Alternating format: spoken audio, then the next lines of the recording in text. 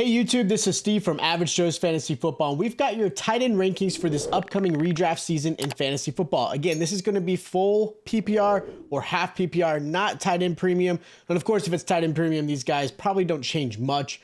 Again, maybe if they're based off of how many receptions they get, but this is for a traditional redraft, full PPR and half PPR. Again, tight end position is probably one of the most difficult positions to fulfill in your team. I have seen tight end premium becoming more and more common because of that, but most people are still playing the standard way. So I wanted to get you guys some rankings, especially when most people are still drafting for their upcoming season. If you guys haven't already, check out our other videos, like our other mock draft videos, check out our other ranking videos to get you guys ready for the season. So we're going to start this off. Now, your tight end one is obviously Travis Kelce. He is the clear-cut number one. He is a tier all by himself. He really should be considered a top 10 fantasy player in general based off of what he's able to do. He averaged 18.6 points a game last season. He's the number one target for Patrick Mahomes and on a team that still truly doesn't have a wide receiver one to throw to.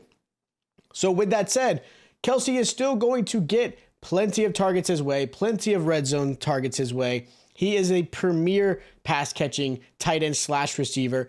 And again, he's at a point in your draft, you're probably seeing Kelce going anywhere from the 105 to like the 108 most likely in your draft. So if you are in those spots, you should be grabbing Kelce to really have a premier player at a position that is really challenging to have. Now, my tight end number 2 is going to be Mark Andrews. Andrews finished tight end 4 this past season. He averaged 12.7 points a game. That consisted a lot of a hurt Lamar Jackson. There's really nobody else besides Mark Andrews last year. Now, the receiving core has changed. Zay Flowers is there, the rookie. Odell Beckham Jr., a healthy Bateman. Like, things have changed, but I don't expect much of that to affect Mark Andrews, even with these guys there. Mark Andrews is still the tight end 2 coming into fantasy. And hopefully, a healthy Lamar Jackson is going to only amplify that. So again, Mark Andrews, number 2, no questions asked. Now, my tight end number 3 is going to be Darren Waller. Now, I almost put Darren Waller at tight end 2, but I have him at tight end 3 just because of his injury concerns. He has had some issues staying healthy and being on the field. With that said, if he's healthy, so far he looks really good this offseason / minicamp / preseason. Daniel Jones is force feeding him. And I get it. There's not a lot of receiving options for the Giants. So who do you throw to? Waller across the middle. And he's getting open. These preseason games is really showing it. The advantage is, again, not having premier receivers, Waller's going to get a lot of stuff his way. A lot of defenses still have to deal with Barkley. So I think Waller's going to have a good one. Now, health is the big thing. If he stays healthy, absolutely tight end 3, if not higher. Now, my tight end 4, TJ Hockenson. Now, Hawk really shined after he got traded from Detroit to Minnesota. He became the second receiving option behind Jay Jetta and really took advantage. He finished tight end 2, averaging 12.7 points a game last season, which is, again, pretty much Mark Andrews style. He was one of 4 tight ends that saw over 100 targets his way. Addison does hinder him a little bit, but just like Thielen last year, I think Addison won't be a big drastic one where TJ Hawkins is going to be affected that much. Now, I will say this, TJ Hawkins has been getting drafted pretty high. The only worry I have with that is he has potential bust written on him if you draft him way too high. TJ Hawkins should not be drafted within the top 4 rounds. He should be later in that. If he is, then again, you're drafting him in the right spot. Sometimes people reach for their players that they love and unfortunately can affect your team in fantasy because you really should be grabbing players that are better in their respective positions. But I still like TJ Hockenson. He's tight end number 4. Now, my tight end number 5 is George Kittle. Kittle is still one of the biggest talents in the NFL as a tight end, but the 49ers don't use him like I feel like he should be used. He's a great run blocker, and of course, that team does a lot of running. He is great at that, so he does a really good job. He's playing really well in that role. Now, when Brock Purdy came in, Kittle's value definitely increased. He averaged 13.4 points a game, and a lot was dependent on his 11 touchdowns last season. His health is still an issue. He does play reckless. He's really rough on his body. He doesn't really play a full season, so there's some concern there. And I'm not truly sold on Brock Purdy right now. He looked great last season, but now you're going to a second season where there's a lot more film on him. And on top of that, he's got that really bad injury on his arm that he's obviously coming back from recovery. So Kittle, I don't have quite as high. Number 6, I got Dallas Goedert. Goedert didn't play a full season, and had he he would have finished tight end number 5 based off of averaging 11.8 points last season. Having A.J. Brown and Devonta Smith is actually a good thing for the Goedert.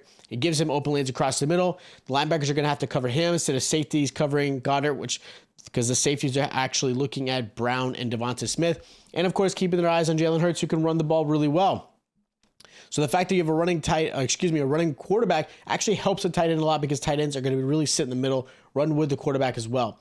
Now, the only concern I have with Dallas Goedert is he has not played a full season in his career. That is a big factor.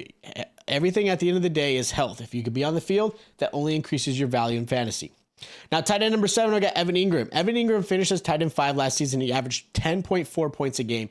He saw 98 targets his way, and he should see a loss in that. With the addition of Calvin Ridley, there is going to be somebody who's going to take some of that burden. Zay Jones obviously is one of them. Evan Ingram is going to be one of them. Now, I still love Evan Ingram. I still have him in my top 10. Now, reason I have that is because I'm still really high on this offense. I'm really high on the fact that Doug Peterson is known to using his tight ends, especially in the red zone. So, with that said, Ingram still is the potential of a top 5. Again, I have him a top of 7 because Ridley, Kirk, Zay Jones, Etienne. I mean, there's players that are going to get force fed. So Ingram, I think, is going to be the one that's going to take the biggest hit. Now, my tight end number 8 is going to be Pat Freiermuth. Now, one of my favorite tight ends in the league. He finished as tight end number 7 last season. He averaged 9.3 points a game. He saw 98 targets, which is huge, but unfortunately only had 63 receptions. Now, this is year 2 for Kenny Pickett, which should help improve Freiermuth's value, allowing Muth to have a similar, if not better, season than last year. I have him lower only because I truly believe players like Goedert and Waller is obviously going to move up in this ranking, which is going to push Freiermuth down. I'm really hoping that Pickett's second season helps, because Freiermuth was definitely targeted. He still really should be targeted. But again, there's some hesitancy. I still think he's going to be in my top 10.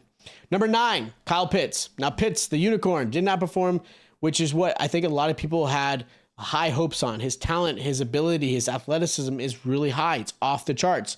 Now, a lot contributed for the poor quarterback play, but there were moments where he didn't separate himself from linebackers or safeties. He had some drops. He ran the wrong route. There was a lot of mishap that happened last season. He finished as tight end 33 last season and only played 10 games. Now, with Ritter at quarterback, there should be some improvement, but I'm not looking for a huge improvement. So, with that said, Pitts right now just squeaked in my top 10 only because of his athletic ability and what he's capable of. I don't know if I love him there quite yet, just because I have to see more in them, but I have him there. Number 10, I got David Njoku. Njoku finished as tight end 11 last season, and that was with 14 games played and a season of quarterback issues. He averaged 10.1 points a game and should see success this season. I don't have him higher only due to the fact that Njoku has injury issues. Plus, the Browns, I do expect to run the ball a lot, utilizing Chubb, easing in Watson, letting Watson be able to, again, throw to his receivers like Amari Cooper, right? Elijah Moore, Bell. I mean, there's some good wide receivers on this team. Njoku is definitely going to satisfy most people who draft him. He's going to get you that 9 to 10 points a game, which is okay. Top 10 worthy, but he's not going to be a premier tight end. Tight end 11, I've got Cole Kmet. Cole Kmet averaged 8.7 points a game, and that was based off of 2 very good games last year where he had 2 games back-to-back with 2 touchdown performances. And that's not something that's going to be happening very consistently enough to keep him in the top 10. Kmet should still see plenty of red zone work with DJ Moore and Healthy Mooney, but they are going to affect his targets. And again, we still have a lot to see in what Justin Fields does. I do expect this team to utilize his running ability, his play action. I expect them to run the ball, obviously with Herbert, Deontay Foreman. So it's going to be a different type of offense. I think Kmet still has a lot of value in the red zone. I still like him, but I'm lowering him just because. Number 12, Tyler Higbee is my tight end 12. Now, Higbee is the tight end no one talks about enough. He finished as tight end 6 last season with 8.9 points a game last season. His 30-point game drastically helped inflate those numbers for sure. But I will tell you, here's the difference. Having Stafford hurt, Cooper Kupp out really affected Higbee. The first 5 games where obviously Stafford and Cooper Kupp played, he averaged 12.4 points a game. The last 11, he averaged 8.18 points, and there were some duds in those games. Huge difference. It's a 4-point swing. If Higbee can keep up to that 11 to 12-point range, he's a top 5 tight end. And a lot of leagues I'm watching, he's not even being drafted. And if he is, it is late into the season, in the rounds. So he is definitely one of those sleepers.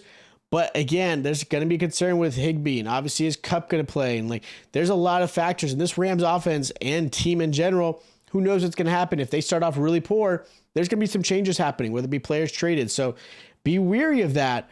But Tyler Higbee definitely can perform in the right situation, but I have him at tight end 12. So those are my tight end rankings. Again, full PPR, half PPR. This is for redraft.